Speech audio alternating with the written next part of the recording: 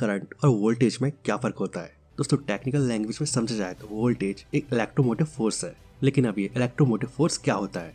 तो अगर इसे आसान भाषा में समझा जाए तो वोल्टेज वो इलेक्ट्रोमोटिव फोर्स है जो करंट को धक्का देकर सोर्स की तरफ से अगले पॉइंट तक पहुंचाता है। जैसे अगर इलेक्ट्रिसिटी डिपार्टमेंट के पावर प्लांट जहां बिजली पैदा होती है या बनती है, वहां से बिजली आपकी घर की बिजली सप्लाई या पावर सप्लाई लाइन तक पहुंचती है, तो इसके पीछे वोल्टेज का हाथ होता है जो पावर को यानी कि बिजली को या यूं कहे करंट को धक्का देकर उसके सोर्स से उसके डेस्टिनेशन तक पहुंचाता है। यानी कि जो करंट होता है उसे वोल्टेज धक्का देने का काम करता है। करंट एक धारा है तो वोल्टेज प्रेशर है। आप शायद ये बात तो जानते हो कि करंट का मतलब होता है इलेक्ट्रॉन्स का फ्लो यानी कि धारा। तो करंट को अगर हम धारा मानते हैं तो वोल्टेज उसका प्रेशर है, यानी वोल्टेज उस प्रेशर को दर्शाता है जो करंट को एक छोर से दूसरे छोर तक ले जाता है। करंट को I से दर्शाया जाता है और जबकि वोल्टेज को V से। इसके अलावा वोल्टेज के बिना करंट फ्लो नहीं हो सकता है, जबकि वोल्टेज बिना करंट के